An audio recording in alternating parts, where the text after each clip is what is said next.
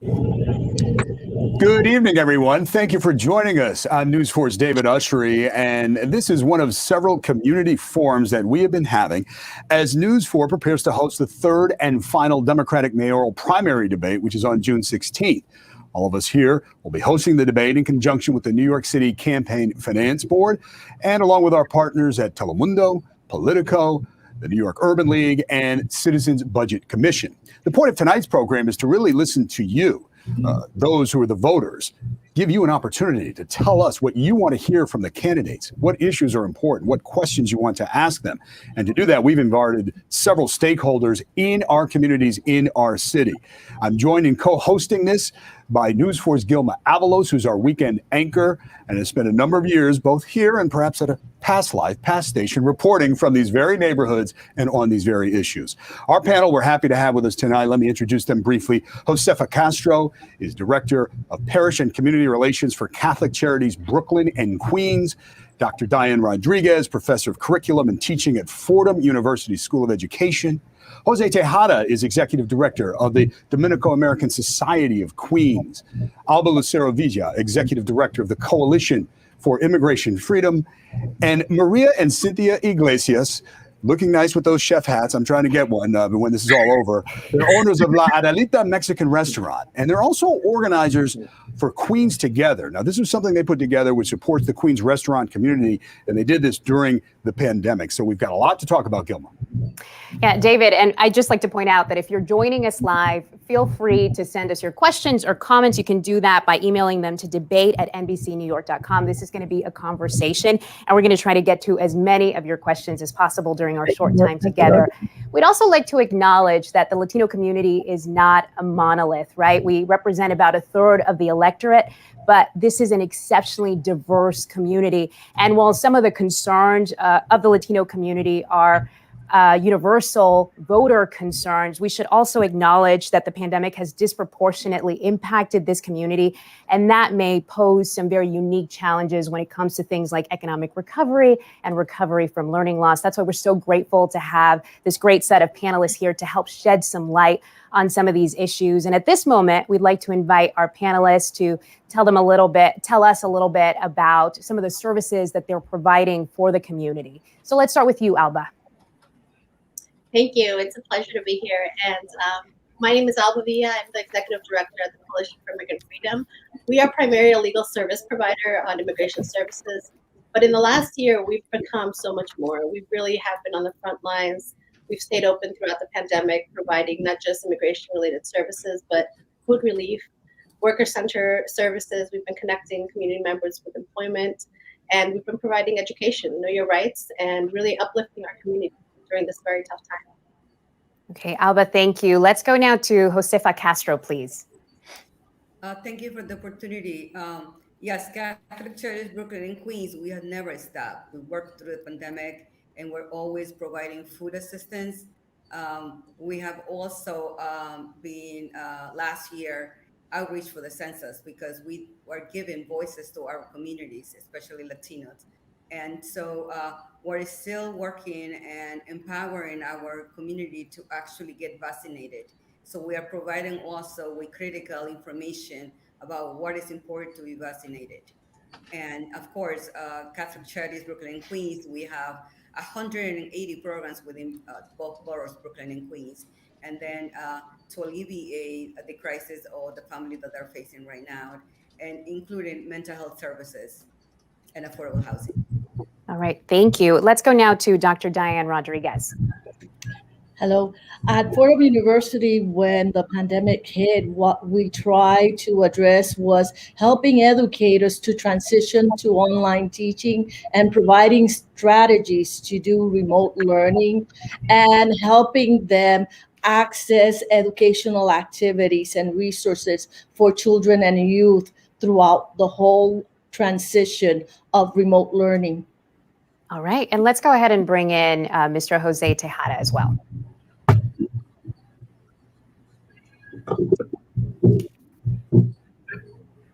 Yes, good afternoon. Thanks for the invite. It's a pleasure being here with NBC Channel 4 New York.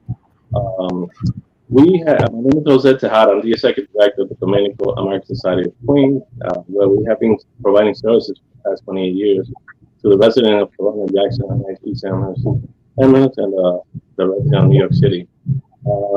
Some of the services that we provide are the Youth Development Program, Immigration Services, ESL, Adult Learning, and again, the food program for the kids. And we in Corona, Queens, were the epicenter of the coronavirus, and we were very much affected. Many of our clients, residents, they come from the hospitality industry, so many of them they were hit very hard in regards to economic job loss. During the pandemic, we were able to provide food distribution, beverages, PP. We also help those residents in need of applying for unemployment insurance, home rental assistance, and many other services that they weren't able to do on their own. And we were able to provide over 1,000 assistance for 1,000 people per week. And we moved those some of the services. We moved to online learning, but we still see a need in many of the community residents that we serve. Okay, Jose, thank you. And last but not least, we do want to acknowledge our small business owners, Maria and Cynthia Iglesias. Hi, good day, good evening. So last year, we in the middle of the crisis, and we saw how our neighborhood was drastically transformed, with many people being homeless, having no food, and little help from the city, since this was new and nobody knew what to do. But one thing we did, we risked, we never closed, even though we had to close one of our business, which was Corazon de Mexico. But we continue through our second location, La Delita, giving out food to those who are in need. Also, with the help of Queens Together and Jonathan, we were able to reach out, especially in Corona and in Roosevelt.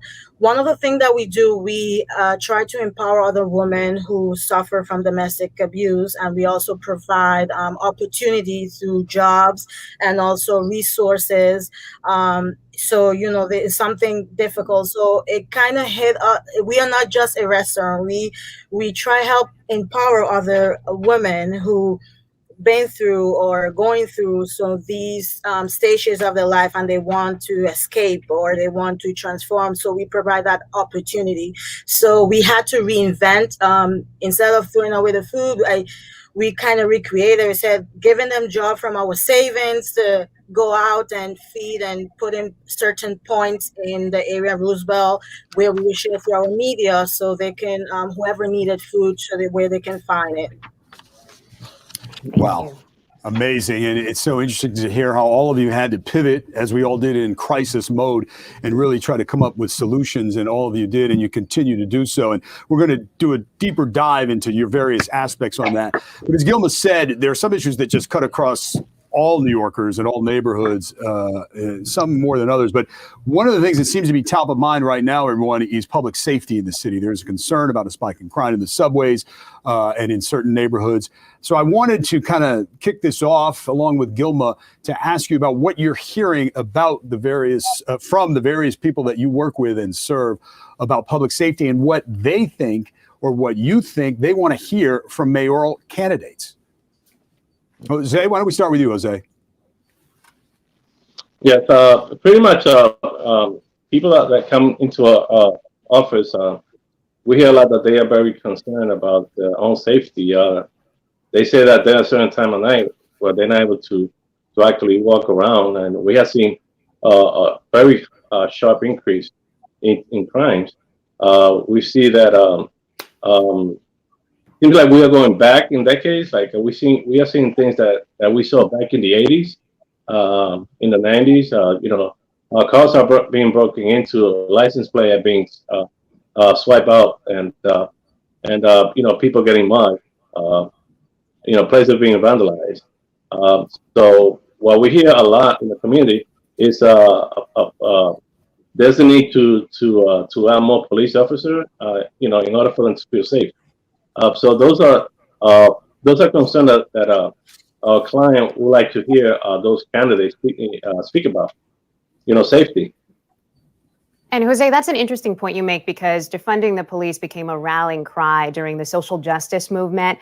The mayoral candidates are they're very divided on these issues. So we're curious to see what you're experiencing, what you're hearing from the community. I'm interested to hear what Maria and Cynthia have experienced over the last 14 months when it comes to public safety.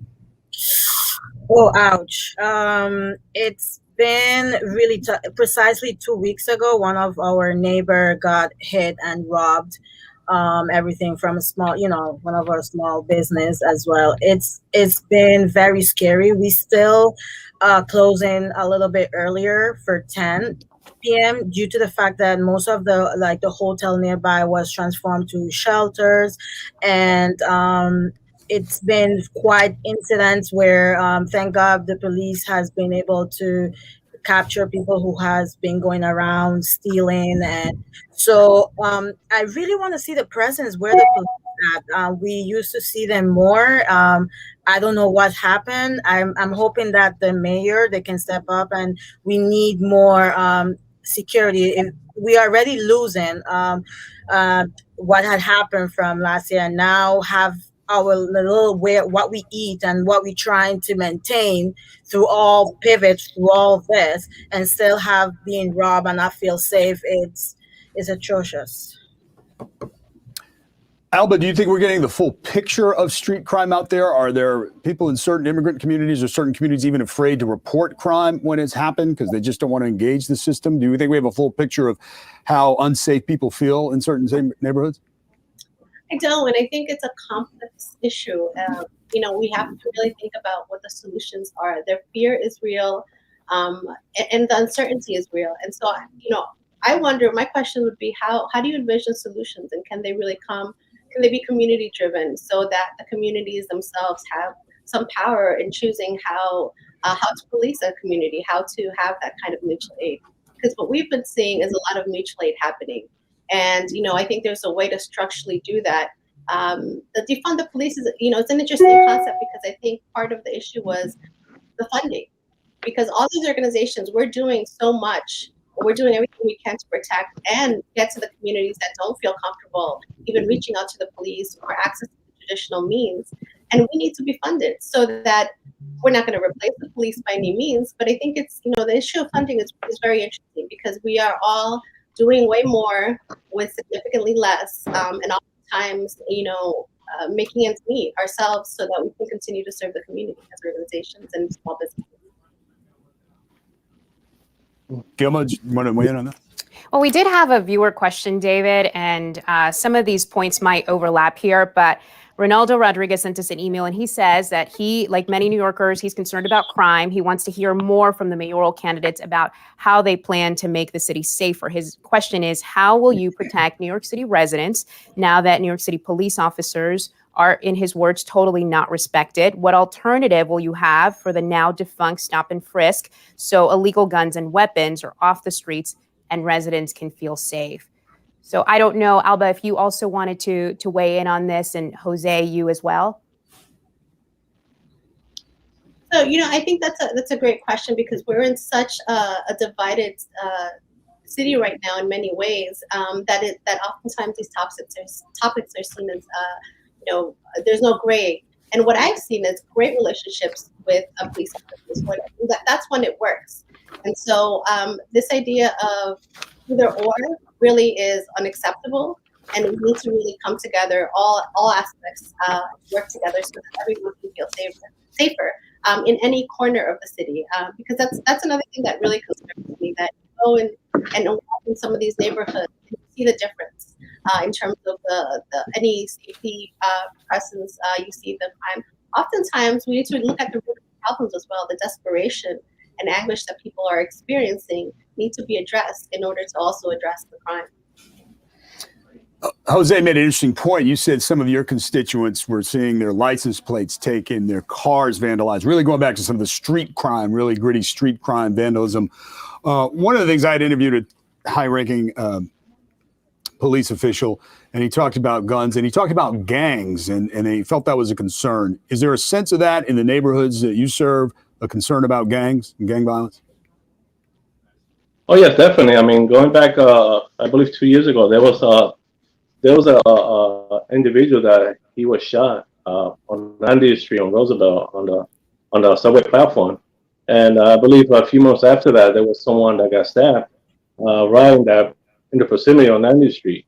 So we do see again related activity in the area, and we do see those graffiti tagging the gang, and we do hear from parents, from concerned parents, that their children are being probably incentivized to join the gang.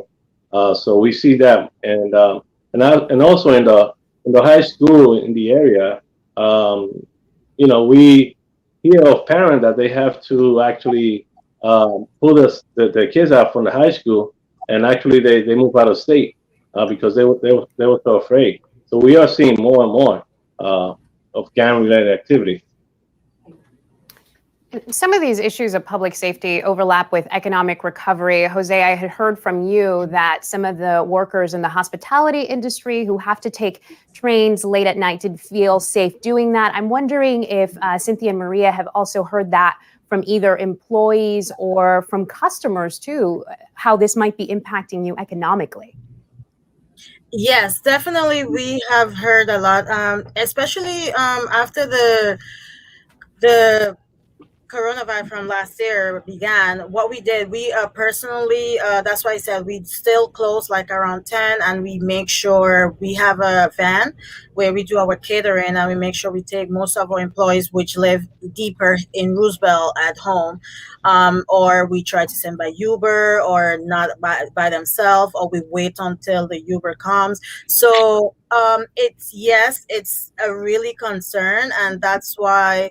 And especially, as I said, most of my staff, or some of my staff, they're women, so it's a very delicate. They say, I don't want to. So we are closing like around 10 or 9:30. I can't extend the hour due to the fact that they don't feel safe. So these are issues that are happening, and definitely in our community. And I'm pushing, and I hope that the one who become mayors really pressure this on safety, because if we're going to be recovering also from an economic that we still do not know what's going to happen with last year's rent, or when actually courts and everything open, that's another issue. Besides that, we really need to know also how we're going to continue and really operate as a business in order to grow, and our staff can feel safe as well, since also that's scarce as well. Someone else trying to get in there, I couldn't hear. Someone else want to comment on that? I thought that was a very salient point about, before we can talk about recovery, we need to know these things. And I think the small business recovery I want to get to, but I think it does segue, Gilma, to COVID and where things stand now in the community and what needs to happen and what you all need to hear from the next mayoral administration to help you in your mission. And I think we can work in Josefa and Dr. Rodriguez on this. Josefa, let me ask you first, because we had in our newscast for sure a number of times where Catholic Charities, Brooklyn and Queens, were out handing out food, lines around the corner. And now that we start to think, with vaccines out, many people are starting to think things are opening up, that we're making progress. But give us a reality check in terms of food insecurity and hunger, residual effect from all the loss we had in the pandemic, where things stand, and what you're needing to hear from the next administration to help you fulfill your mission. Josefa. Well, we have actually food distribution in Corona last month, and we served 2,000 plus families. So that actually tells you the magnitude of the need right now, not only in Corona, but in all the areas that were every month, twice in Brooklyn and Queens. So we need the assistance, to keep this family going in terms of food distribution. It is important that we get the support system that we need, the funding necessary to actually address this need. And not only food, but there is also in terms of rental assistance. That's a big issue that Catholic Church is facing, because we have many requests for people right now. They're actually behind rent, not only 1 month, but there are multiple months. So somebody said about the courts opening. So once the court opens, what are these families going to do? Because they have to pay rent. So it is critical that they come out with different resources to assist these families financially in terms of paying rent. Yeah, Gilma, that was something we were talking about, this relationship between the tenant and the landlord. The landlords themselves feel they're up against it, many of them in some cases, and then the tenants as well. And we know, David, that time is ticking because eviction moratoriums are about to expire in August. So just wanted to get a sense of what concerns the community has ahead of that looming deadline, for lack of a better word. Alba, why don't you weigh in on this? We are seeing it every day, clients calling, asking how we can connect them to assistance. And really the fear as the city reopens and as everything resumes is when they're going to get evicted. Because at this point, we can't talk about back rent. It is too long to think of catching up for many of these families. They're still figuring out how to put food on the table, quite honestly. Never mind come up with the back rent that they've owed for some time now. So, my question would really be what kind of what kind of creative solutions and how willing are the candidates really to look at the infrastructure and the solutions available, so that perhaps the landlords can tap into some economic opportunities and relief, and maybe there are some write-offs so that people aren't in fear of being homeless the next day, and then not only having to worry about food, but a roof over their head and their kids.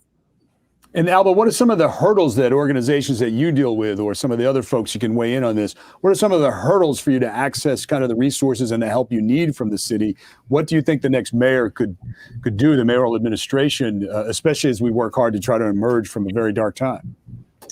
We've had great partnerships with city agencies, and we've been lucky to have city funding to be able to grow some of our programs. The biggest challenge for us as a community-based organization is that this funding is reimbursement-based, and we are not a huge nonprofit. We don't have the capability to front a lot of the expenses.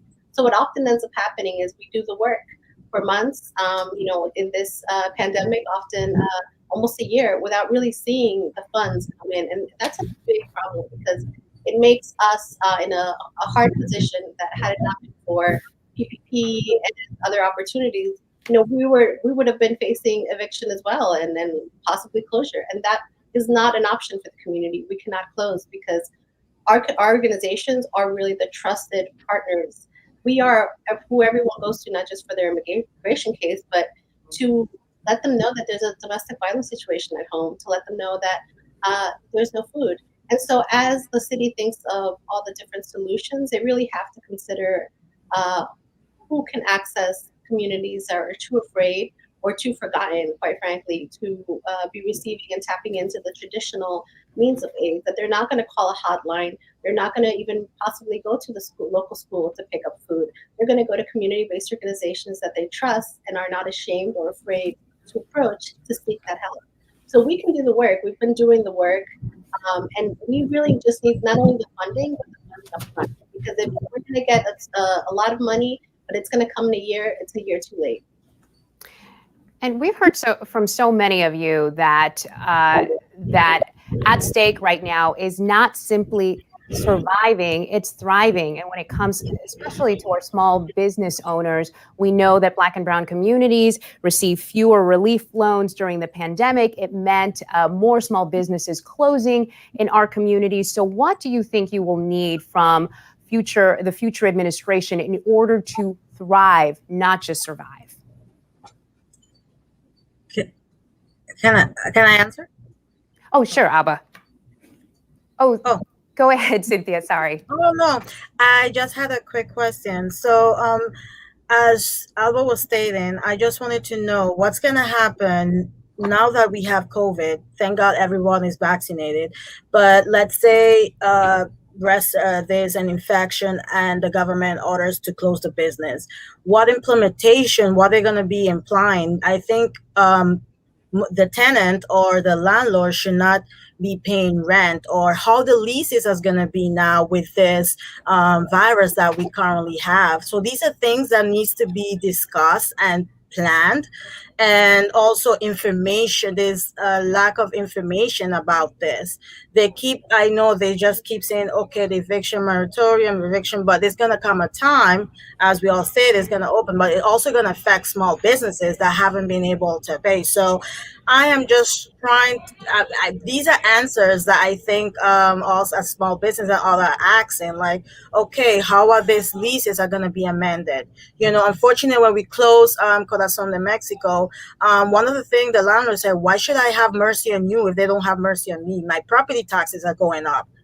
I need money. I need rent. So I'm looking at both ways. We are both suffering, but there should be, if the government is making these orders, they also should be a certain solution. We were one of the few that we saw a lot, but for the PPP, it was just put a bandage on something that didn't really solve. And most of our livelihood, and now we are struggling. We're actually going through some foreclosure. We're going through many things and trying to restructure after this loss, that when we open with a dream, and now we have to stand up. So these are things that really hurts us personally. And these are answers I think that as many other business owners are asking as well.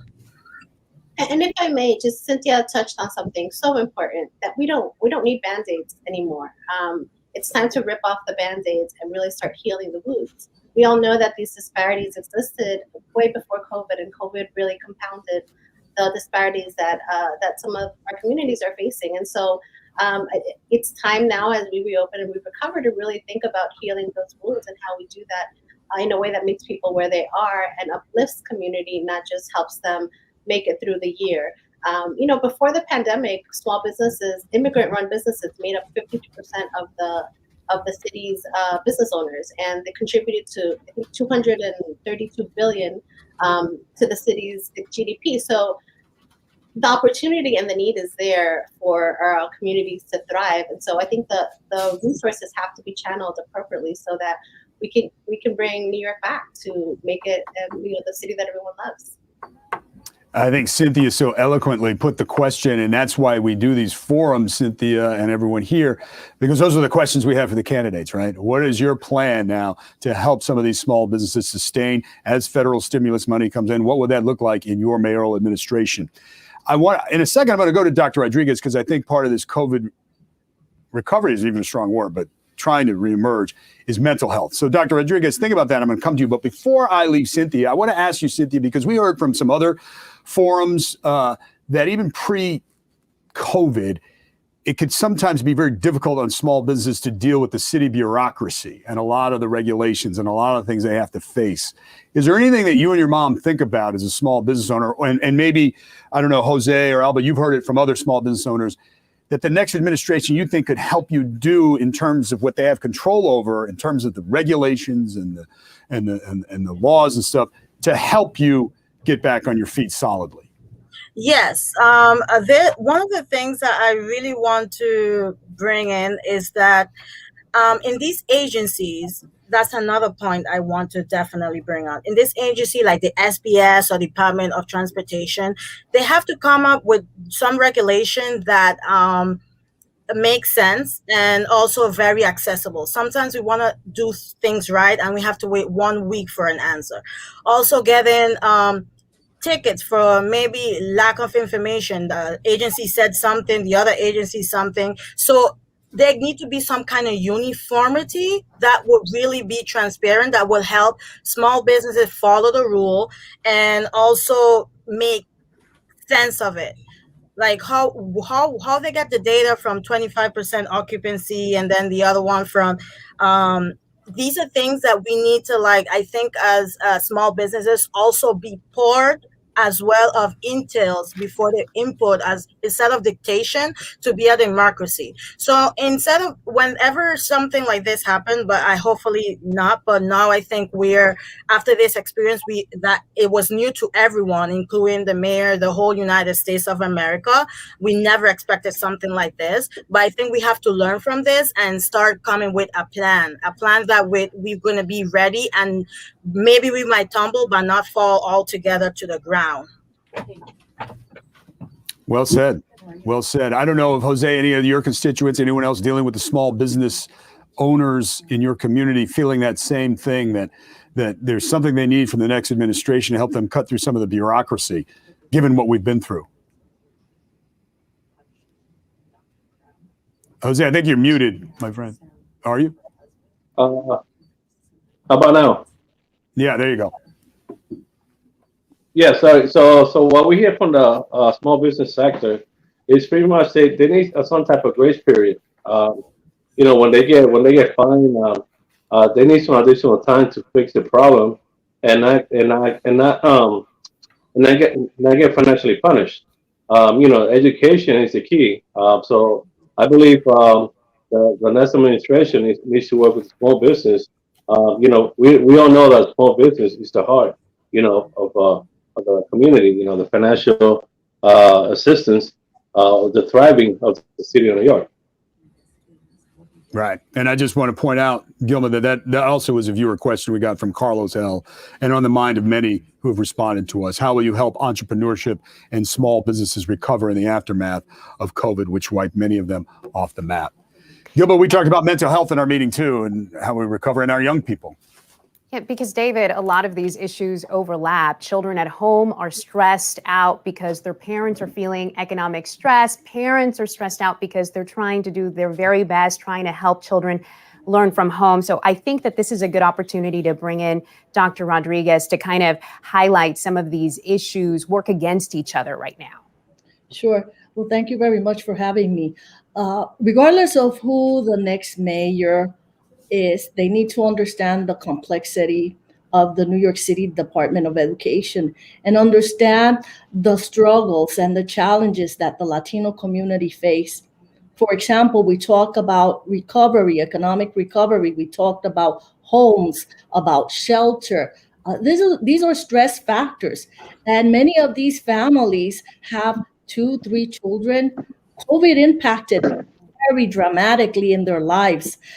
Many of them didn't have computers. Many of them didn't have internet access, and they lost time learning. That brings much stress in their educational life, in their home life. And when the school starts reopening, especially in the fall, I believe that the next mayor has to come up with an infrastructure that can address mental health issues, more counselors, more social workers. And I believe that they will need bilingual counselors and social workers who can understand the community and build that funds of knowledge of what's going on and how to help them overcome that particular stress.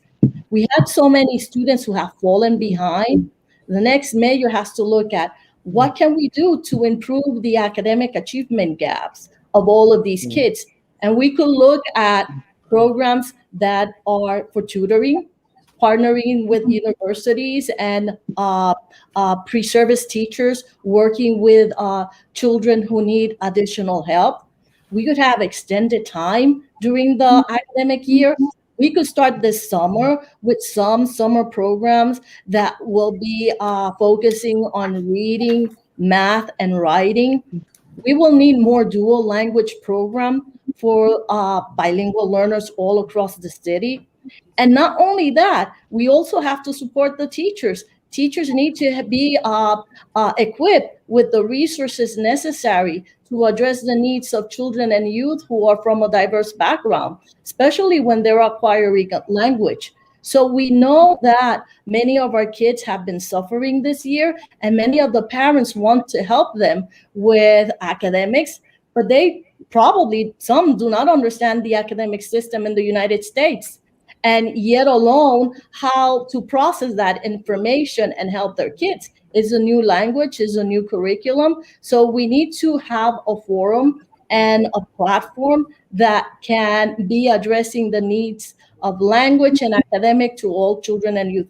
The other aspect of this recovery and this big problem that we have been facing this year is that many high school kids have dropped out of high school because they want to help their family. So they're looking for jobs so they could help pay the rent. So we do have many factors affecting our community. And I believe that the next mayor will need a task force from the Latino community to raise these issues that have been affecting them throughout this year.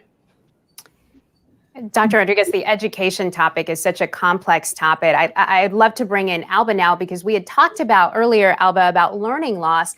And you said we can't even begin to address learning loss until we start to address the mental health issues that our children are struggling with right now.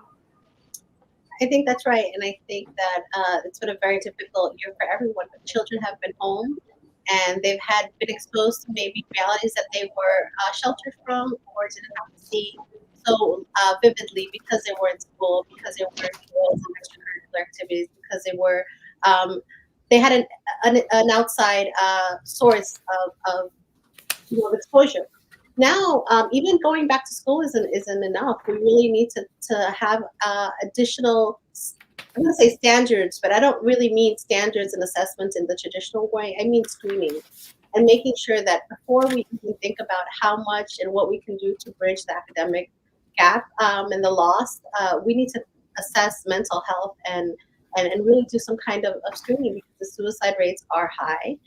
Depression and anxiety is high, and we see it everywhere. So I think that needs to be, as Dr. Rodriguez mentioned, social workers are going to play a key role, and there has to be intervention and prevention. It's almost should be assumed that there needs to be additional help in that area, because I do believe that the emotional well-being of children is also been severely impacted, and there's been a lot of loss there. In addition to having to deal with the tremendous loss of life that we've seen, the loss of income and employment, the loss of many freedoms.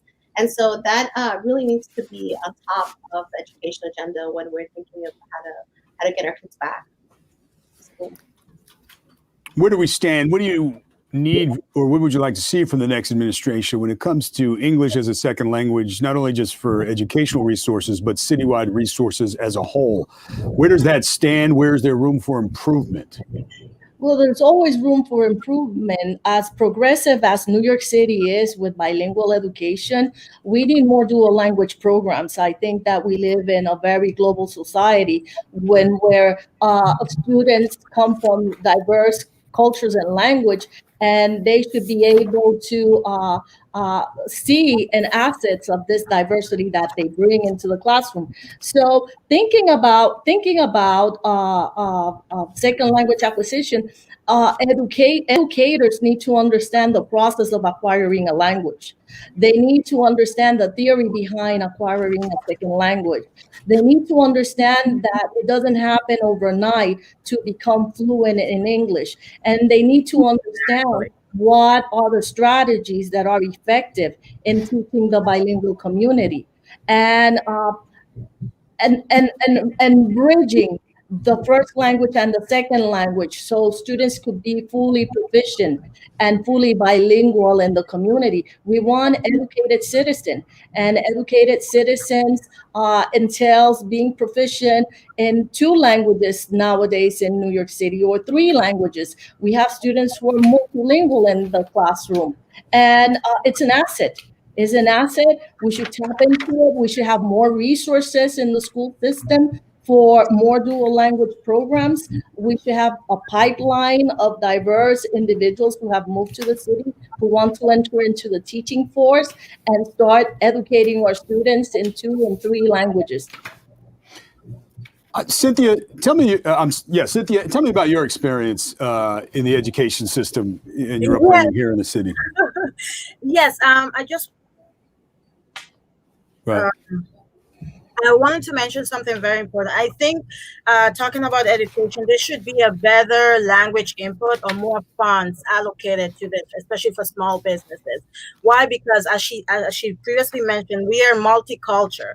So also we are forgetting that it's not only Spanish, there's different. So I think there should be some resources for us as own employees, how to address especially blind, deaf. They're also human beings. They also dine in. They also these are these are things that I want to see the mayor putting a little bit of focus. I think we have forgotten about them, and also help us as employers or employee how to address the blind, the deaf, people with different. It's not only Spanish or English, but there's Hindu, there's different languages, and I think we can be all a beautiful and learn since we're a city of many multicultural, but we need to be educated so we can all have this uniformity, because I believe if we come together as New Yorker, we're going to be able to grow, but we have to be able to know what certain things that we say that doesn't offend the other. So these are things that we as I think is a responsibility of us as small business owners to also learn, and lack of knowledge and lack of education towards that, and I think should be addressed.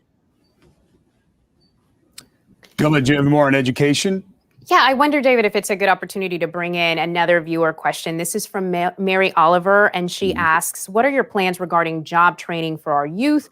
Will you work with local and big businesses to hire our youth and to train them for future jobs? She's obviously asking this of the mayoral candidates, but we do have this, we do have high school seniors who are about to embark into the workforce. I've heard from so many of you that we need better programs to better equip them, better educate them. So I'm wondering if I can bring in Josefa now, and perhaps she can take a stab at that question.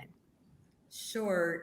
We at Catholic Charities actually sponsor an internship program for people between the ages 18 to 28. They actually is a paid internship, and where they're able to get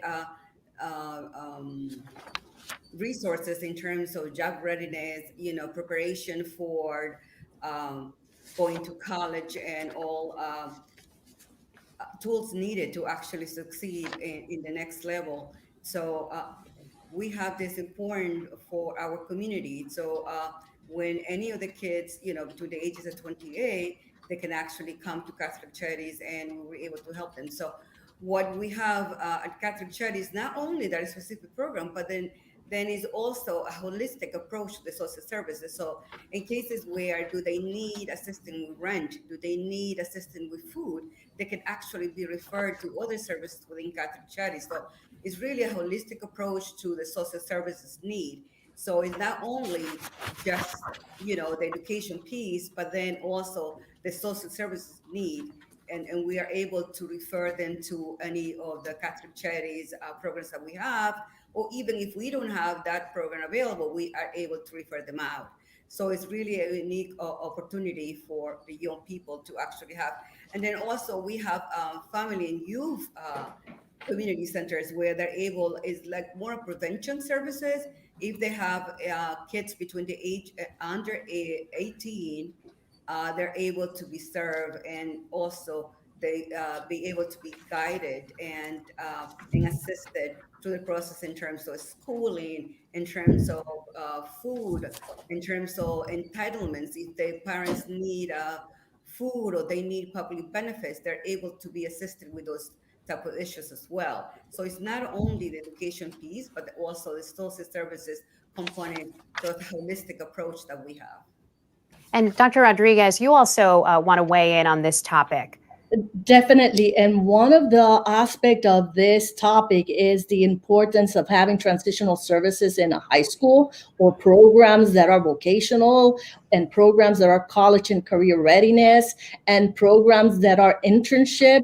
And we need more of those internships. And if we could partner with private businesses, philanthropists, community organizers, at the Department of Education, we could find a pipeline that can ensure that many of these youth start earning money and start getting ready for the workforce. And not only that, have an incentive that they go to college.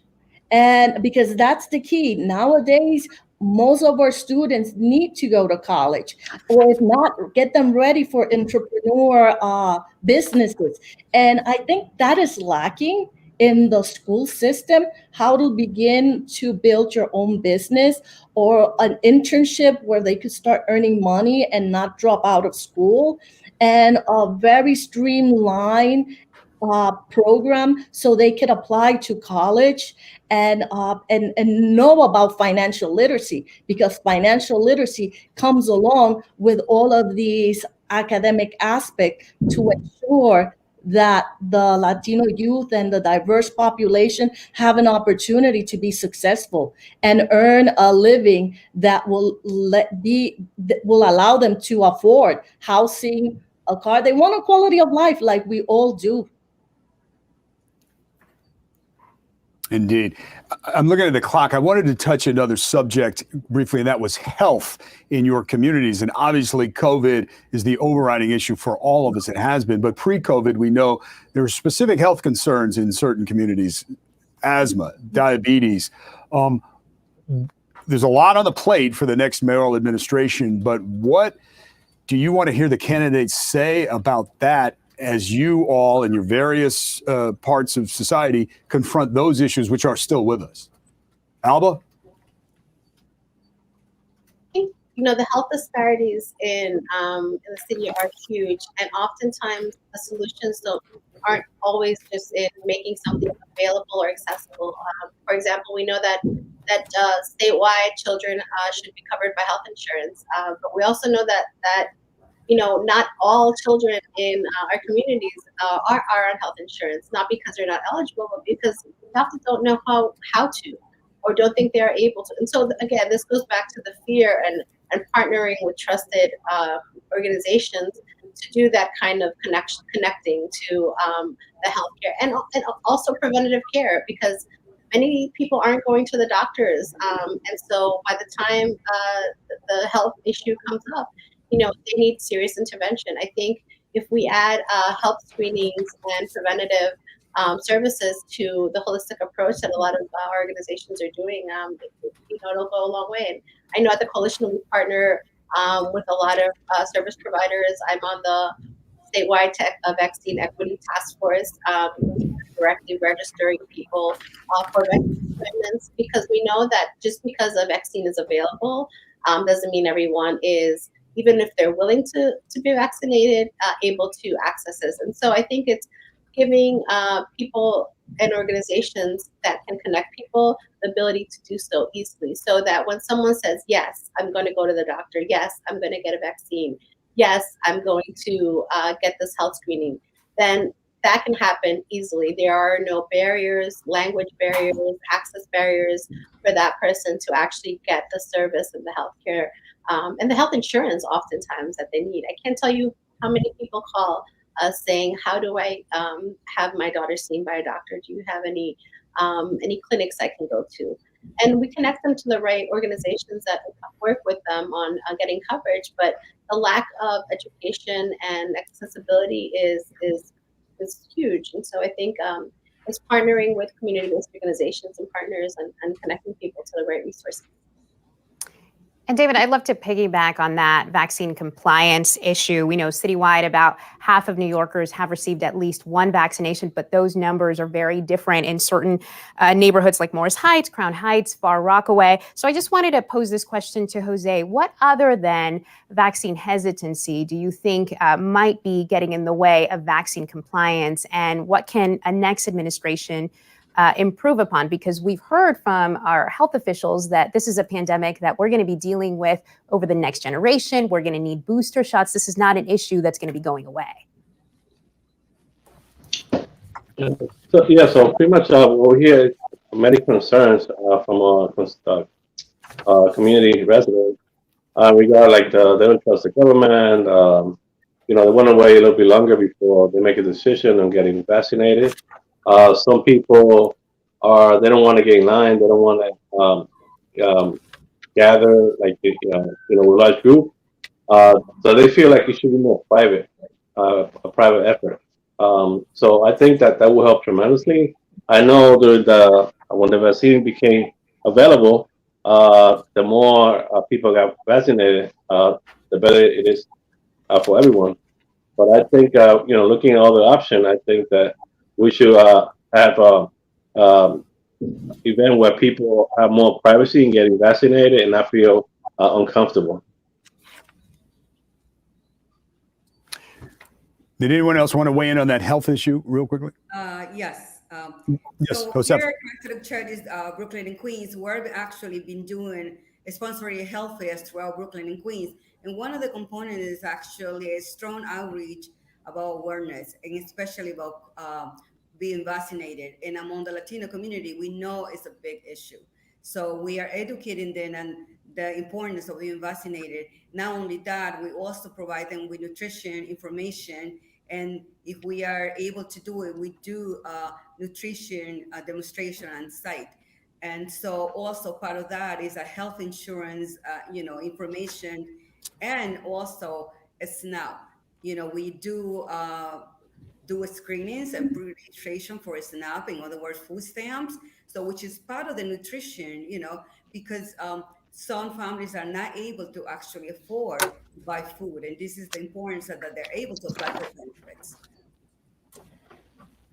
And I've also, David, heard from our panelists this idea of meeting the community where they are, not simply opening up this mass vaccination site and expecting for the community to show up. I've also heard of successes locally with local churches, even restaurants. I'd love to toss this question over to Cynthia and Maria just to see if she's seen any success or if she's heard the community express interest in ideas like that. Yes, definitely. So one of the things that thank God we got the opportunity. So we do, especially for our staff, it was really hard to convince them because there's so many different ideas of they're afraid because of some of them because of the paper, some of them this is just they look at there's many different myths about it, but I was able to successfully, especially all the staff here, to make sure that they got vaccinated. I guided them. Some of them at the beginning was very difficult because it was not very easy for them to have access to these the vaccine, So right now, things have changed. At first, it was a little bit trendy. They didn't want to. It was very naive, but now people are getting very interested into it because they really want things to start, opening. My only concern is that now that with the mask and no mask, we are having a little. Some of them already got vaccinated. They don't want to show their. They don't want to show that they got the 2 vaccines. So these are the things that I don't know how we as small business going to be evaluating, because we also have turned into inspectors. Like we have to take, do extra thing besides, just to survive this extra step. Like an inspectors and still dine in. So I don't know how things are gonna get better during the time to make it easier, because we depend on table being turning around, and then all of these extra things. I know it's for our health are good, or everyone is vaccinated, some is not vaccinated. There's been issue. I had to step in, and thank God I haven't been able to the point to call the police because they're denying of putting the mask. So it's something that I really hope that it becomes a better way, so we can be able to work and people don't feel like they, to see how we're going to be able to manage it, because it's we had a lot of incidents about that, and it hasn't been easy to manage. Totally understood, Cynthia. I think that's we're in this transitional period, and that is presenting itself as a difficulty as we figure this out together. We're just about running out of time, but before you leave us, there's something important we have to share with you, and that's to highlight the city's new ranked voting system. It's called ranked choice voting, and this is the first time it's going to be used in a New York City mayoral election. My co-moderator for our upcoming debates that we're hosting here at News 4, our political reporter Melissa Russo, now is going to explain how this works.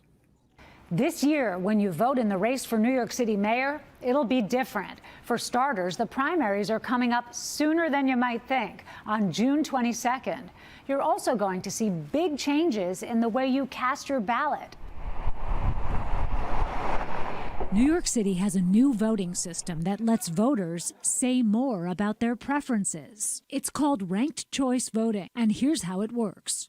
As always, you pick your first choice, but what's different now? You can also list your second choice, third choice, even your fourth and fifth choices. After the polls close, round one begins. Voters' first place choices are tallied. If one candidate wins more than 50% of the first place votes, they win. It's over.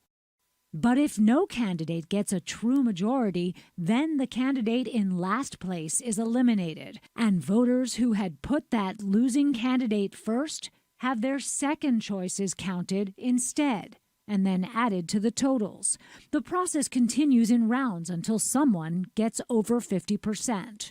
The new system spares taxpayers the cost of holding a second runoff election in crowded races when votes are split too many ways to have a clear winner. Some say ranked choice voting could force politicians to be less divisive and work harder for broader appeal, because while a candidate sure won't be everyone's first choice, being some voters' second or third choice could come in handy. For more information about ranked choice voting and voting in general, the New York City Campaign Finance Board has lots of online resources. You can find them by going to voting.nyc. I'm Melissa Russo, and I'll see you at the debate on June 16th. And here's a reminder for you. News 4, along with our partners, will be hosting 2 debates ahead of June 22nd, the June 22nd primary. As you just heard Melissa mention, the Democratic mayoral candidates will square off Wednesday, June 16th at 7 p.m. The Democrats vying for the job of city controller will debate each other on Sunday, June 20th. NBC4 will also host candidates for a general election debate on October 20th, and we hope to see you there. And Gilma, I know you join me in thanking our panelists for giving us a lot to think about as we prepare for those debates. Josefa Castro from Catholic Charities, Brooklyn and Queens, Maria and Cynthia Iglesias from La Realita Mexican Restaurant. I've got to get out there for Carnitos, I understand. Dr. Diane Rodriguez, who is a professor of curriculum and teaching at Fordham. Jose Tejada, Executive Director of Dominican American Society of Queens, and Alba Lucero Villa, who give us a lot to think about as well, Executive Director of Coalition for Immigration Freedom. Thank you all. And thank you for joining us. We hope you've helped, and please stay part of the conversation. Send us, email us your questions. That'll do it for us tonight. I'm David Ushery.